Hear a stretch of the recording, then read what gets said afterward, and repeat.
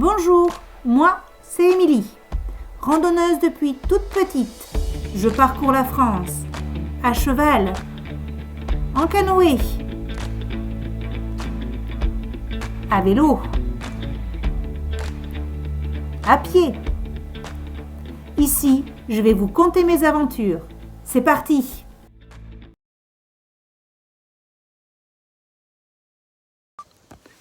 Amis randonneurs, bonjour! Nous sommes aujourd'hui basés à Douchap en Dordogne. Et j'ai prévu aujourd'hui une balade d'une vingtaine de kilomètres jusqu'à Saint-Méard-en-Dronne. Mais avant tout, on attaque la journée par la visite du village de Douchap. C'est parti!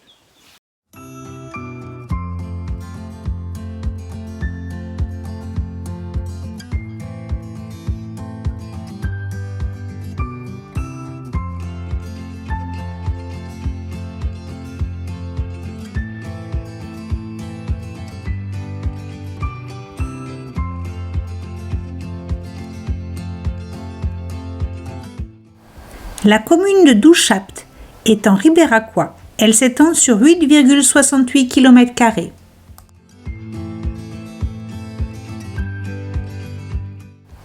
L'église Saint-Pierre-Esslien est du XIIe siècle.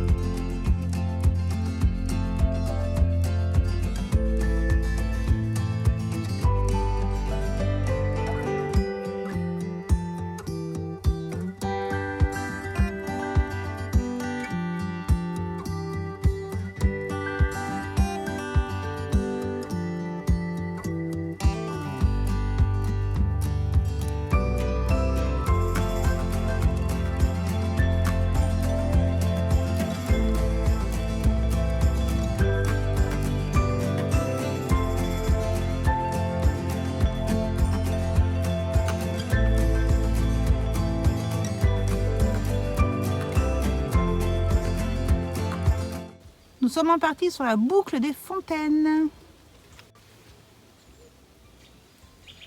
Tournez à gauche, puis continuez tout droit pendant 1,5 km. Mais comme 9 et quelques kilomètres ne nous suffisent pas, eh bien on rajoute la boucle de Saint-Méard-de-Dronne de 10 km. C'est parti!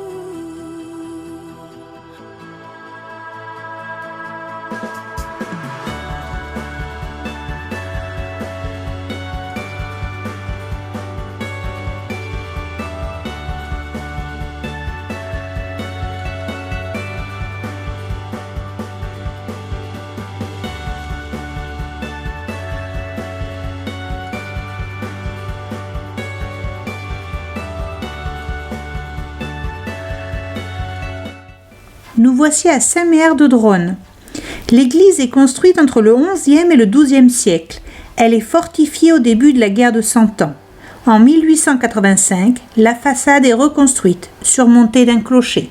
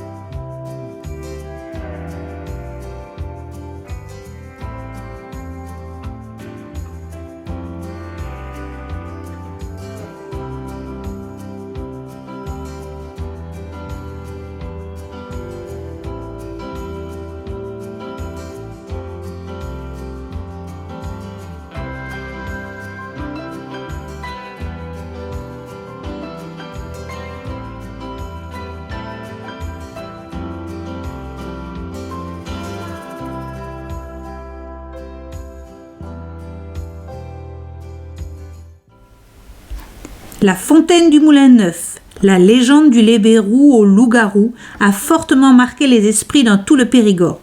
Cette légende raconte que chaque soir de pleine lune, certains hommes se rendent à la fontaine la plus proche, s'y baignent et en ressortent revêtus d'une peau de chèvre en marchant à quatre pattes.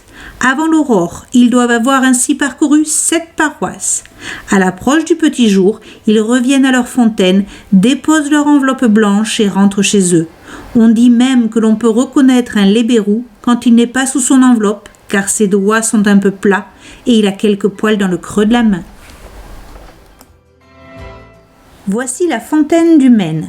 Jadis, lors des périodes de grande sécheresse, les fidèles partaient en procession à la fontaine avec la croix de l'église ou de la chapelle et la trempaient dans son eau. Plus il faisait sec et plus longtemps il fallait la laisser immerger afin de bien faire comprendre aux saints, protégeant la fontaine, l'objet de la demande. Ce rituel se pratiquait un peu partout en Périgord. Il reprenait une ancienne coutume grecque selon laquelle on faisait tremper une branche de chêne dans l'eau de certaines fontaines. On disait que la vapeur qui s'élevait alors favorisait la production de nuages et la chute de pluie. À Douchap, il y avait un pèlerinage renommé appelé le vœu de 8 juin, qui, suivant les mêmes principes, avait pour objet de demander une protection contre les intempéries et notamment la grêle, car en été, elle mettait souvent à mal les récoltes en cours de maturation. Voici la fontaine Saint-Pierre. Chaque fontaine qui porte le nom d'un saint a été considérée comme sacrée. Jadis, on y venait régulièrement pour demander à leur saint protecteur de bien vouloir réaliser un vœu. D'ailleurs, leurs eaux étaient soi-disant bénéfiques et souvent source de remèdes pour bien des maux. Ces maux guéris étaient en rapport avec la vie des saints patrons. Les fontaines sacrées sont toujours associées à des chapelles. C'est le cas de cette fontaine de la chapelle dédiée à Notre-Dame de Pitié.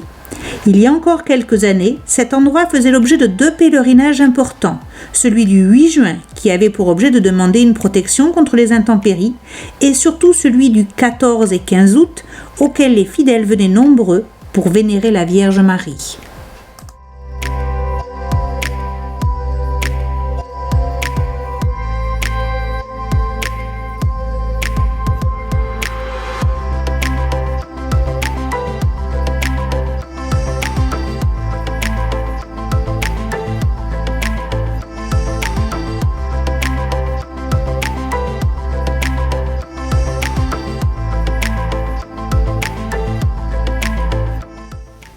La chapelle Notre-Dame de Pitié a été édifiée en 1892.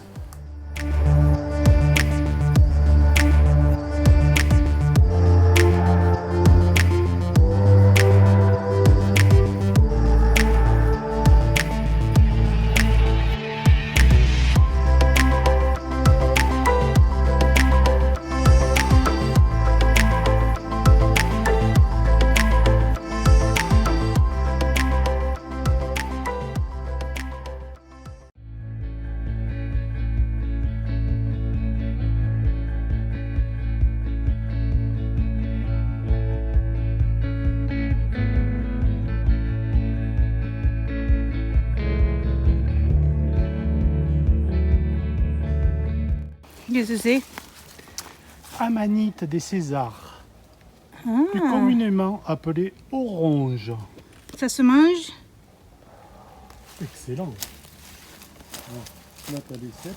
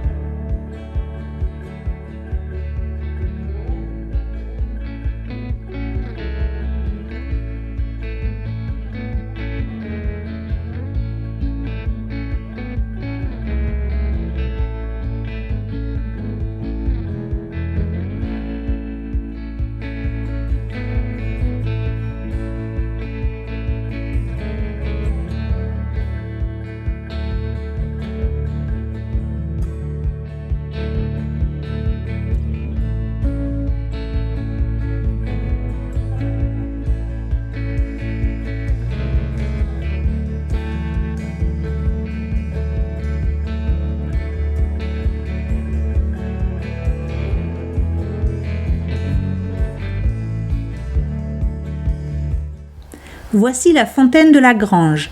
Qui n'a jamais jeté une pièce dans l'eau d'une fontaine en faisant un vœu? Cette coutume remonte à plus de 20 siècles. Elle nous vient des Romains qui agissaient ainsi pour se rendre propices des dieux des eaux. Dans nos campagnes, on pouvait jeter des sous à la source, tout simplement parce que l'on y puisait de l'eau. Toute personne qui tirait de l'eau se croyait obligée de laisser au saint, propriétaire de la source, une équivalence, c'est-à-dire un sou. Les pèlerins avaient coutume de lancer des pièces dans l'eau des fontaines pour que le saint qui y agissait réponde à une demande. En cas de persistance du mal, l'offrande à la source était renouvelée.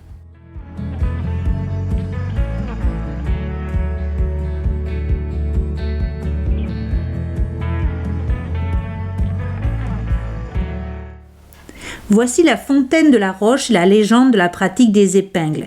Cette pratique consistait à jeter des épingles en arrière, par au-dessus l'épaule, dans l'eau de la fontaine.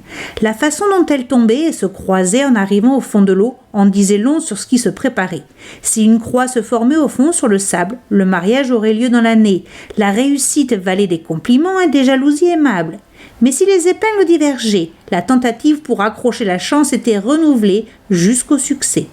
Concernant cette même pratique, il était d'usage pour les garçons qui voulaient prendre femme de boire l'eau de la fontaine et ensuite de piquer une épingle dans la pierre se situant à proximité ou encore dans la robe entourant la statue de la Vierge, comme cela se pratiquait à Douchap. Voici la fontaine de Cabrol, ou le mal des saints. Lorsque quelqu'un était malade, on disait que c'était la faute d'un saint. Ainsi fallait-il trouver le nom de ce saint et se rendre ensuite en pèlerinage à sa fontaine. Pour cela, on allait consulter une vieille femme qui faisait brûler des branches de noisetier dans de l'eau. Une fois transformée en charbon, et le premier morceau de bois qui coulait indiquait le nom du saint à consulter. Dans le cas où le malade ne pouvait pas se déplacer, il pouvait envoyer quelqu'un d'autre à sa place. Sur les lieux, après avoir prié, il ne fallait pas oublier de jeter une pièce dans l'eau de la fontaine et de boire ou d'emporter de l'eau pour les ablutions et les frictions.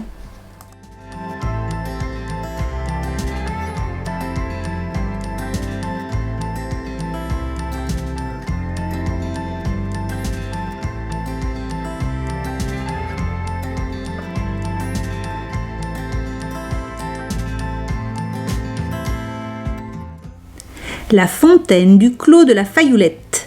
Autour de bon nombre de fontaines étaient organisées des fêtes printanières, favorisant les rencontres amoureuses. Filles et garçons passaient leur journée à folâtrer autour de la fontaine, et dans la nature jusqu'au soir. Ceci leur laissait le temps de faire connaissance et de trouver le conjoint idéal. Également, on dit que si un garçon buvait l'eau de la fontaine en même temps qu'une fille que le sort avait désignée, cela signifiait que le mariage des deux serait pour bientôt. Enfin, lorsque garçon ou fille voulait savoir s'il allait bientôt se marier, il devait sauter 7 fois au-dessus de la fontaine et y jeter un rameau de noisetier. Et s'il surnageait, cela signifiait qu'ils allaient se marier bientôt. La fontaine de Masjoly. Autrefois, les femmes demandaient à certaines fontaines la grâce d'avoir des enfants ou une maternité sans problème. Pour cela, elles jetaient des pièces dans l'eau et priaient. Pour ce même vœu, il y avait une autre pratique qui pouvait réclamer un contact quelque peu impudique avec une pierre proche, jugée sacrée.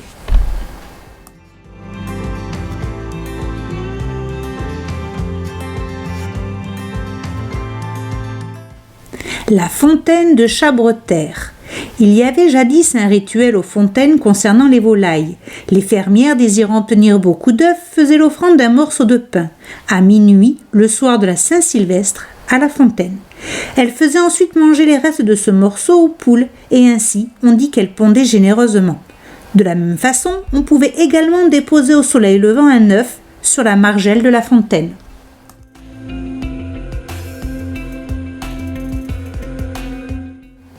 Fontaine de Subrena. Fontaine et lavoir étaient souvent associés. On venait y tirer de l'eau et faire sa lessive. Bonne et mauvaise nouvelle, information et cancans s'y succédaient, entre les eaux et les barriques. Les lavandières étaient réputées pour avoir des langues aussi agiles que le battoir de châtaignier sur la branche de noyer. Cet ensemble de subrenades date du milieu des années 40. Il suffisait d'activer la pompe à bras pour remplir son seau d'eau, ou encore pour amener l'eau dans les lavoirs et l'abreuvoir.